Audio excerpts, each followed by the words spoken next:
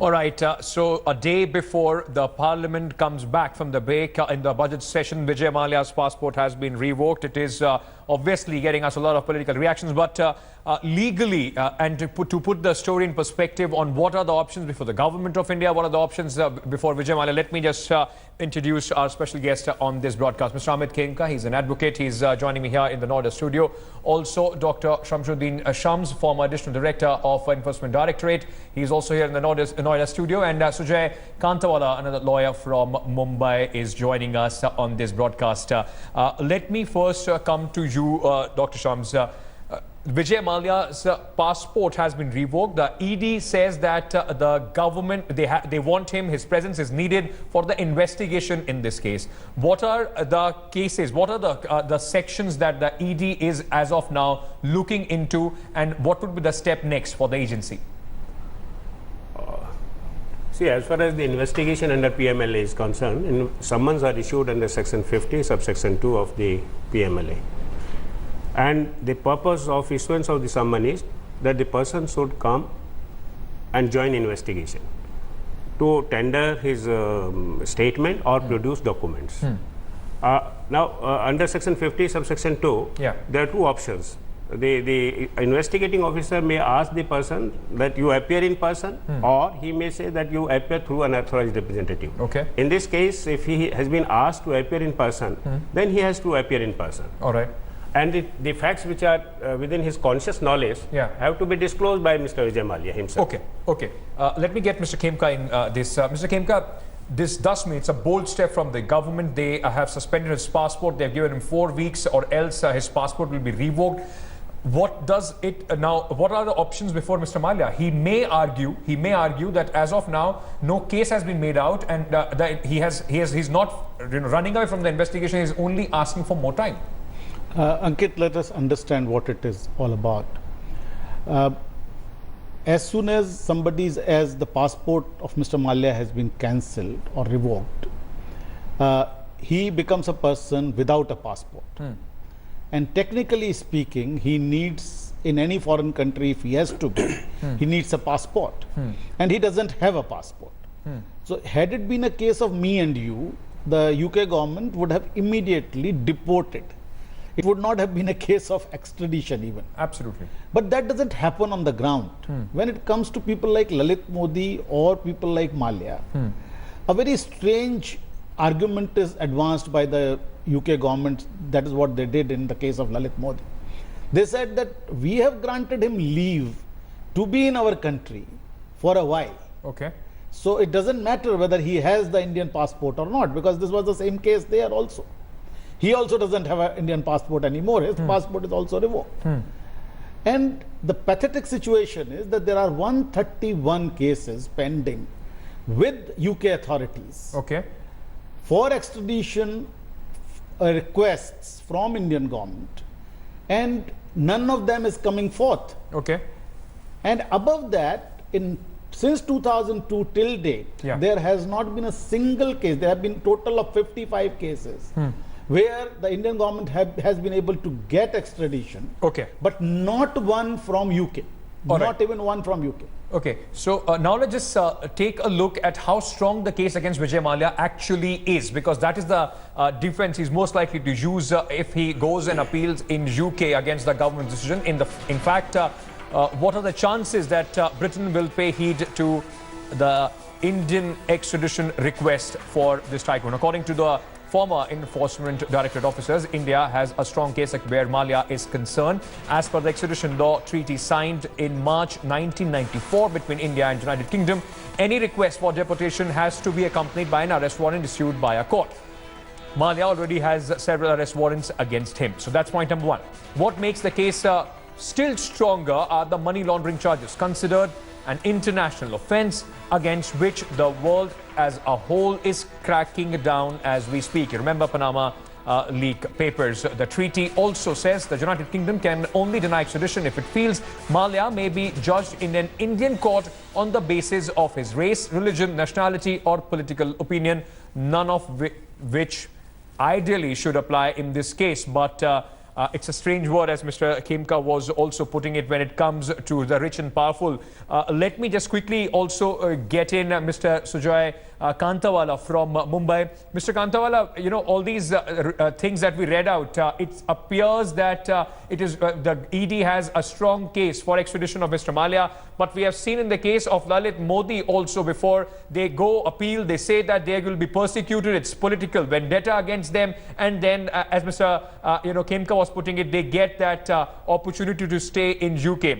What can the government of India do so that this case does not go the Lalit Modi way? Look, the government is very positive. The government says that the hoarders of black money and those people who are connected with black money are going to have sleepless nights. So that's a very positive approach by the government. But having said that, let me give you one more example to add to what my friend Mr. Khemka has said. That is the example of Iqbal Mirchi. Iqbal Mirchi's passport was cancelled. His request for a fresh passport was rejected. There was a red corner notice. Now you have this A series, B series, 3 series by Interpol. A series red corner notice was issued against Iqbal Mirchi. But he was never brought home because the British Home Office allowed him to stay and he died there. Now coming to Lalit Modi's case. In Lalit Modi's case, he has engaged a law firm, Lindbergh, who are specializing in only Interpol related cases. Yes. See, Interpol is like a international police. They only have to execute, locate, catch and hand over. That's their job. They don't have to use their mind. But in Lalit Modi's case, for the first time, a historic approach is adopted by Interpol, and I don't know how and on what basis, where they are going to hear him and understand why he should be brought back to India and why should there be a red corner notice issued in the first place against him. So if we are looking at that kind of a regime, and if Lalit Modi is a precedent, then I'm sure Mr. Mallya has a lot to hope for. Okay, before I go back to my guest again, let's just also tell our viewers what are the options that Vijay Mallya can explore. Both our guests, the lawyers, in fact, are telling us that it may go the Lalit Modi way because of the options that Mr. Mallya does have. So what exactly are the options? Let me just underline them to you. Remember, with his passport being revoked, Mr. Mallya has no valid travel document, and a resident permit of United Kingdom is not legal without his travel documents. He can now approach the Indian High Commission for emergency travel documents. He can also ask Indian authorities, or maybe, sorry, I beg your pardon, authorities in the United Kingdom for a permission to stay on in the United Kingdom, as Mr. Khemka was putting across. He also has the option of challenging the revocation of his passport, and his deportation is indeed initiated by Mallya, and these are the options. I mean, he can challenge that in the court of law in United Kingdom as well. Mr. Khemka, before I go to Dr. Shams, I would like to understand, we've spoken about these options that Mr. Mallya has in front of him. The government seems to be at least showing and making all the right noises. Is it enough to bring him back? There are options. He can challenge these, and UK, we have, you also pointed out, the precedence is not very bright. What can the government do to put pressure on United Kingdom as far as Mr. Mallya is concerned? Ankit, whatever the politicians may say, I have no reason to doubt the intention of the government. Let us be very clear about that. But the problem lies with certain other things also. For example, in UK, the countries with whom UK government has treaties have been categorized. One are the European countries, that is category 1. The second is the other countries like USSR Federation countries and Hong Kong and Singapore and all. And then we come in the third category, that is called 2B. Okay. And we are clubbed with countries like Haiti and Nigeria. Okay. So the chances of, because of that, and then the process involved for us is very, very lengthy. It's almost about a 5-tier process there, which gives anybody a fairly good chance to at least drag, if not make it impossible. So, and in our country, people very quickly forget also. I mean, there are all the chances of the things getting dragged, because first the Secretary of State has to take a call after he receives a request from the government of India.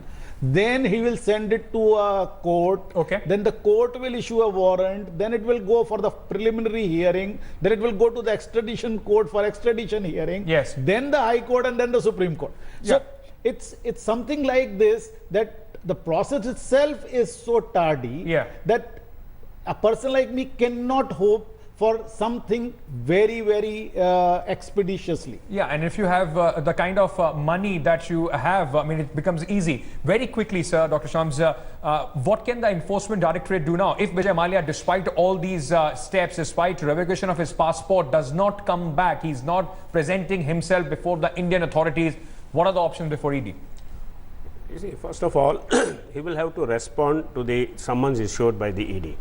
And since ECIR has already been registered against him, which is Enforcement Case Information Report, that is registered on the basis of prima facie material in possession of the Enforcement Directorate. Okay. And the first step is that investigation should be taken to its logical end. Right. And in case he is found involved in money laundering, then of course his properties can be attached. Okay. And as far as money laundering is concerned, you know, it is a serious threat, not only to India, but to the countries of the world.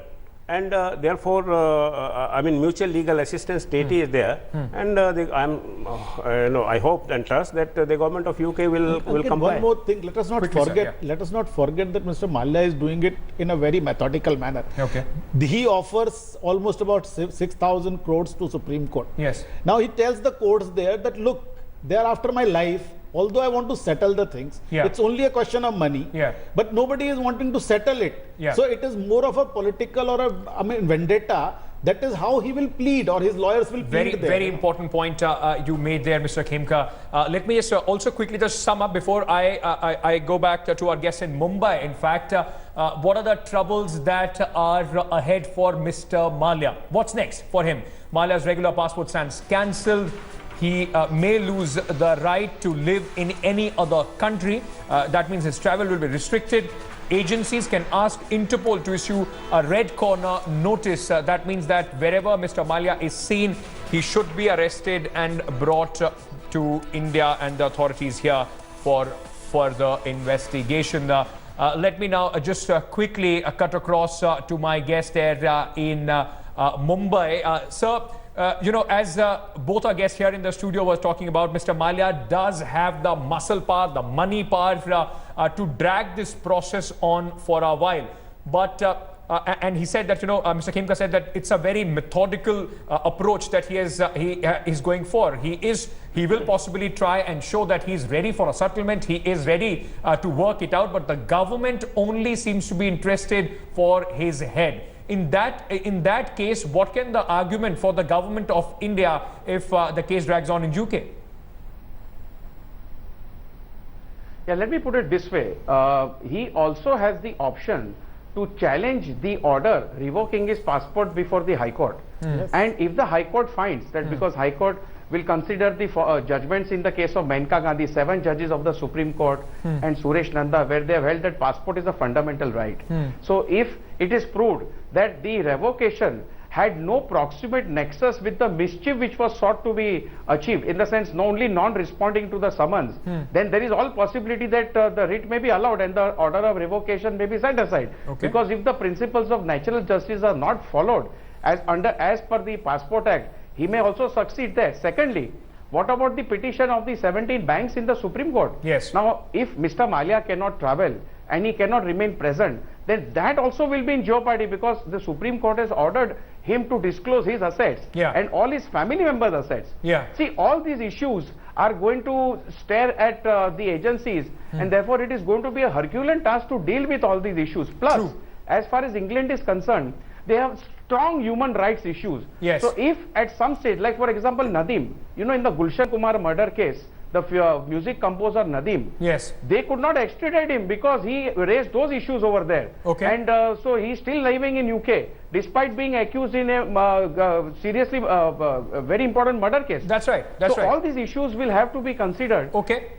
I'm just right at the end of this. It's 30 seconds to you. Please go ahead.